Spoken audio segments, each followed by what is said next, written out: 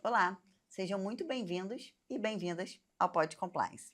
O Pod Compliance é um podcast criado pela Compliance PME para descomplicar o universo do compliance, da governança, da ética e da integridade. Temas que estão cada vez mais presentes no dia a dia das organizações e também na tomada de decisão dos líderes.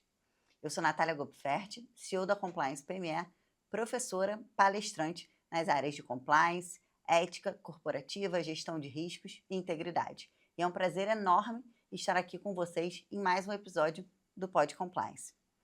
A Compliance PME é uma empresa especializada em soluções de integridade corporativa que apoia vários negócios de todos os portes na estruturação de programas de compliance, no fortalecimento da cultura de ética e de integridade e no desenvolvimento de lideranças conscientes. Por meio de treinamentos, consultorias, conteúdos especializados, nós ajudamos empresas e profissionais como você a transformar o compliance em um diferencial estratégico, não apenas como um requisito regulatório que a gente sabe que acontece por aí. Aqui no Pod Compliance, a nossa proposta é ir além dos conceitos. Queremos trazer reflexões práticas, conversas inspiradoras e histórias reais de quem vive a integridade na rotina corporativa. Lembrando que sempre no primeiro bloco a gente vai discutir temas específicos e depois, no segundo bloco, a gente vai comentar junto com vocês as principais notícias e tendências das últimas semanas. Na última semana, lá na Compliance PME, a gente organizou um evento super petit comité, exclusivíssimo para pouquíssimas pessoas. O tema que a gente debateu lá foi conflito de interesses. As trocas foram muito ricas e eu, ainda impactada com tudo que eu ouvi, troquei e aprendi lá naquele encontro, decidi trazer para vocês aqui hoje no episódio do Pod Compliance o mesmo tema. Mas hoje eu só queria dar um enfoque diferente, um recorte específico. Eu quero falar sobre o impacto reputacional que um conflito de interesses pode gerar quando ele não é devidamente tratado, comunicado e mapeado dentro das organizações. Então, vamos lá? A primeira coisa que eu quero lembrar a vocês é, óbvio, sem me alongar demais aqui, é que existem diferentes tipos de conflito de interesses. O primeiro deles é o conflito de interesses real, aquele em que o interesse da pessoa já interfere diretamente na decisão que deveria ser tomada, obviamente, olhando o interesse da empresa. Nesse caso, o conflito de interesse ele não é teórico, ele já está acontecendo na prática. É muito importante lembrar, e aí vale um esforço de cada um de nós, que nem sempre a solução para um conflito de interesses é a demissão de quem está envolvido. Muitas vezes a própria empresa precisa reconhecer, gerenciar e monitorar o conflito e não simplesmente afastar a pessoa envolvida. O segundo tipo de conflito de interesse é o potencial.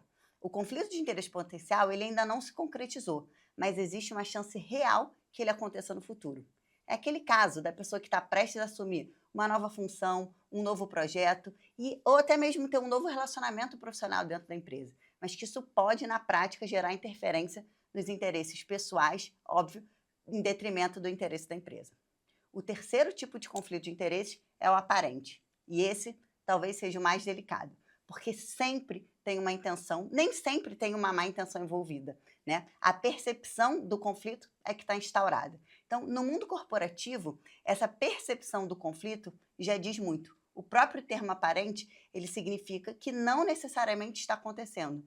Então, a gente precisa garantir que o favorecimento não está acontecendo, mas ele já coloca em dúvida a integridade da decisão. E é justamente por isso que o conflito de interesses é um tema tão sensível. Ele coloca em jogo não apenas o comportamento ético da pessoa, mas também a confiança que todas as outras pessoas depositam nas decisões corporativas. E isso leva, obviamente, a um ponto central. O conflito de interesses é, acima de tudo, um risco reputacional gigantesco para as empresas. Porque, na verdade, o que é a reputação e a credibilidade da empresa não dependem apenas da coerência. Elas dependem da percepção de coerência. E aqui cabe aquele velho ditado que eu sempre repito por aí. Não basta ser preciso. Não basta parecer, é preciso ser. As redes sociais e a imprensa, cada dia mais, vem trazendo uma ideia de agilidade. Então, todo esse impacto reputacional pode, em questões de minutos, destruir a vida da empresa, né? Isso é muito difícil a gente perceber, então a gente precisa ser muito transparente, porque a ausência de transparência gera um problema.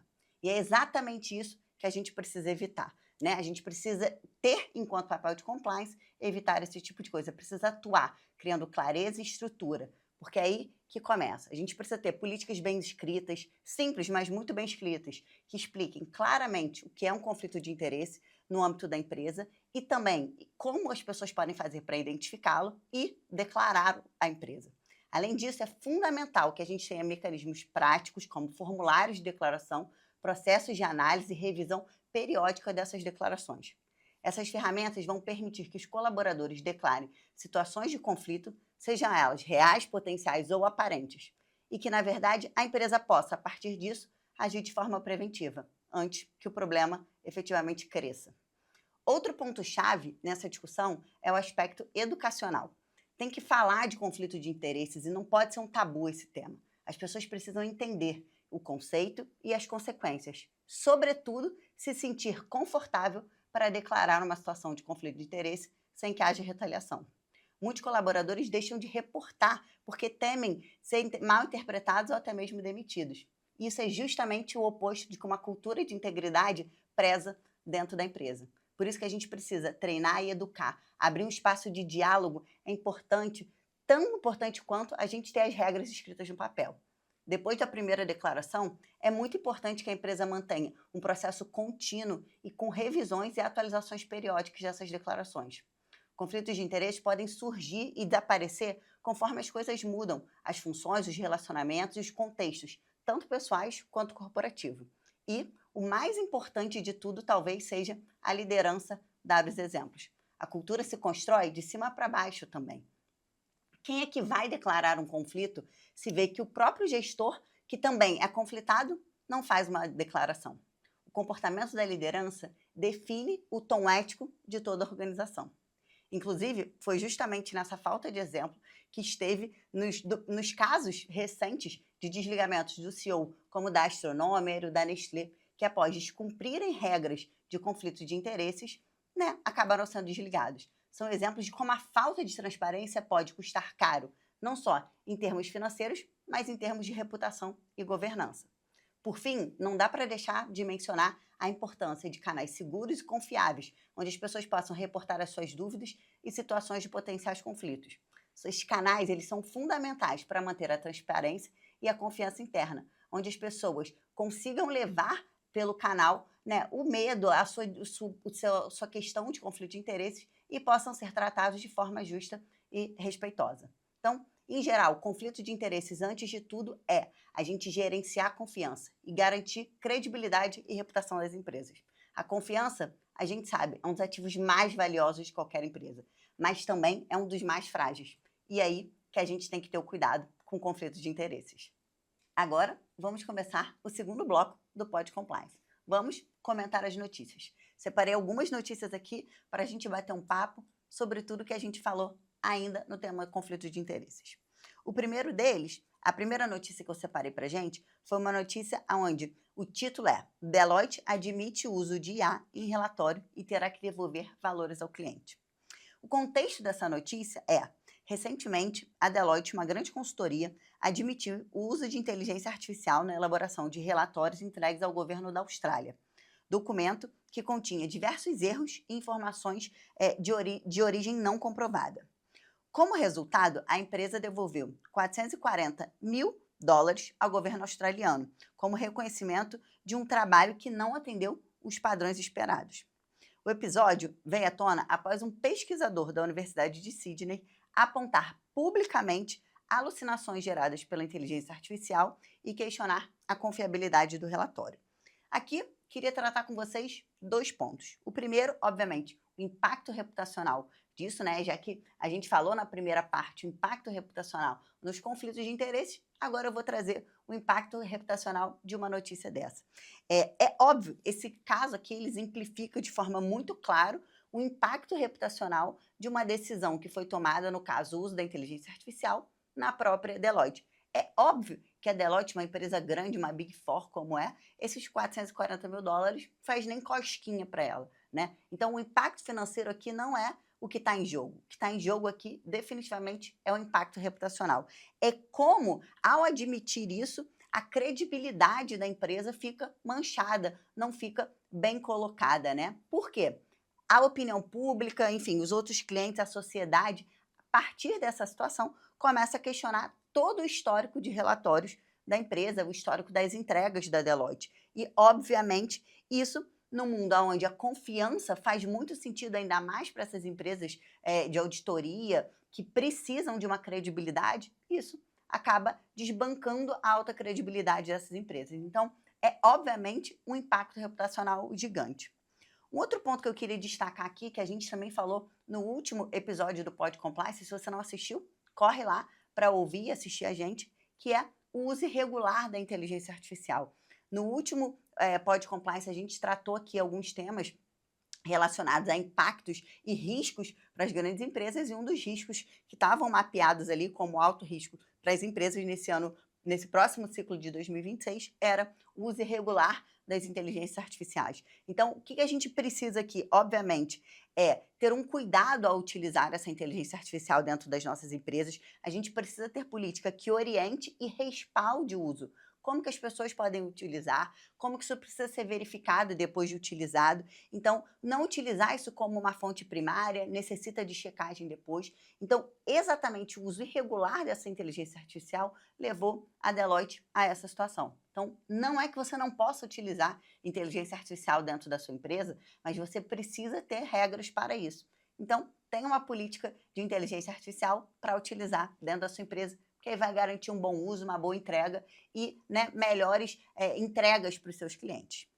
A segunda notícia que eu queria comentar hoje com vocês é: governo brasileiro atualiza a lista suja de trabalho análogo à escravidão com 159 novos empregadores.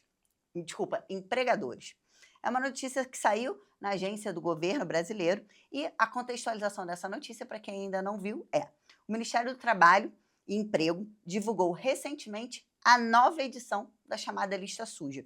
Essa lista, para quem não sabe, é um cadastro de empregadores que, enfim, foram pegos ali em situações de trabalho análogo à escravidão. Nessa última edição, a atualização da lista, foram incluídos 159 novos empregadores, entre eles 101 pessoas físicas. Olha que loucura, gente. 101 pessoas físicas como empregadores de pessoas em situação análoga à escrava. E 58 pessoas jurídicas. Também um número alarmante, né, pessoal? Esses casos que foram atualizados ali foram casos identificados entre 2020 e 2025 e totalizaram 1.530 trabalhadores resgatados durante esse período em situação análoga à escravo, né? Das atividades que essas empresas estavam envolvidas ali, as mais comuns, as mais comumente identificadas foram pecuária de corte, serviços domésticos, cultivo agrícola e construção civil. Então, se a sua empresa tem alguma atuação nesses setores, já liga um alerta aí e faz uma due diligence, checa, né, as suas atuações. E, obviamente, essa lista, ela é publicada, como eu falei para vocês, semestralmente, e a ideia é aumentar a transparência desses dados e também acabar servindo como um alerta para a população e para as futuras contratações, né? Então, óbvio, mais um tema aqui que tem uma relação com o impacto reputacional, você ter a sua empresa listada numa lista suja dessa de trabalho análogo a escravo é um impacto reputacional gigante. Isso, obviamente, além das sanções legais ali, isso é um golpe na sua reputação, um golpe claríssimo e forte, obviamente, né? E expõe a sua empresa publicamente a essas situações. Então, a gente precisa sim ter um cuidado, porque os clientes, investidores, fornecedores, seus parceiros e a sociedade em geral passam a enxergar a sua empresa com outros olhares quando está destacada numa lista dessa. Então, muito cuidado. E aí, já paralelo a esse tema, eu vou passar para as 3 próximas notícias, que eu vou trabalhá-las todas juntas aqui no nosso papo. A primeira delas é: saúde mental no trabalho. 1 em cada 3 empresas não combate o assédio. Isso aponta um estudo. Na sequência, a outra notícia que eu vou comentar aqui com vocês é: levantamento revela Levantamento revela aumento de ações por assédio religioso no trabalho. E a terceira é: marcas e instituições reforçam mobilização contra o assédio. Parecem, né, notícias aqui antônimas, antagônicas, mas não é o caso. Vocês vão ver aqui a ideia de eu trazer elas todas juntas, essas três, é que elas se complementam.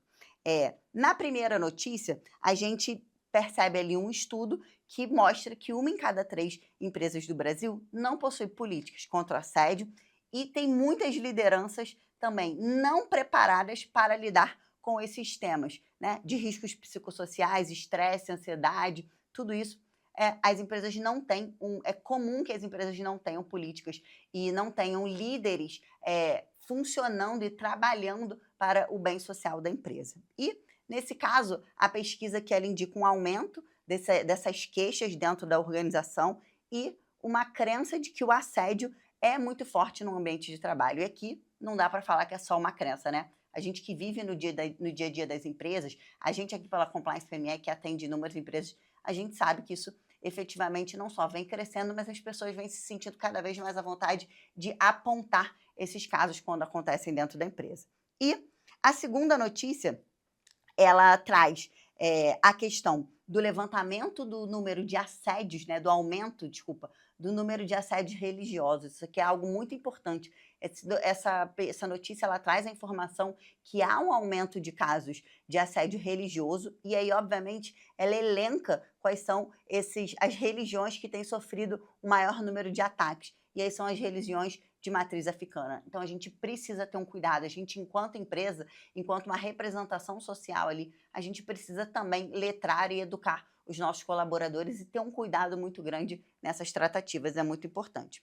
E a última notícia, que fala sobre marcas e instituições que reforçam a mobilização contra o assédio, eu acho interessante a gente falar sobre ela, porque essa última notícia, ela traz a ideia de como as empresas vêm trabalhando não só internamente, em termos de reforço contra o assédio, mas também como as empresas vêm acertando o S do ESG para colocar para a sociedade informações sobre essas questões de assédio. Então, essas iniciativas, elas acabam tendo um papel muito importante, não só para dentro das empresas, mas também para a sociedade como um todo. Então, ali a notícia traz ideias de empresas como a própria L'Oréal, ações que vem fazendo internamente, mas também para o público, né? Para os clientes, para o público em geral. Então, é um valor simbólico, sim, mas é, obviamente, essa conexão da governança do compliance com o social do ESG. Então, a gente não pode deixar de olhar essas notícias aqui num combo único. O aumento, sim,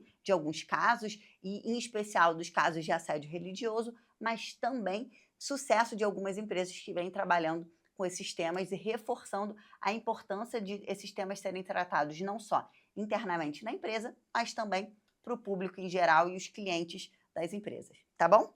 Agora então, pessoal, a gente encerra o episódio de hoje do Pod Compliance e eu queria convidar vocês a acompanhar a gente nas redes sociais. Então, acompanha lá, @podcompliance, segue a gente na sua plataforma de áudio e vídeo que você mais gosta de ouvir e de assistir a gente, que a cada 15 dias, a cada 2 semanas, a gente vai estar sempre lançando o episódio. Espero que o episódio de hoje tenha contribuído muito para o seu conhecimento, com as informações e as notícias que a gente trouxe hoje aqui. E se você tiver ficado com qualquer dúvida, deixa para a gente aqui nos comentários, manda para a gente no @podcompliance, que a gente vai estar sempre à disposição para responder. Se você quiser também deixar algum tema que você quer ouvir, a gente falando aqui, seja eu ou algum outro convidado, deixa uma dica lá para a gente, tá bom? Até a próxima. Afinal, compliance é para todo mundo. Tchau, tchau.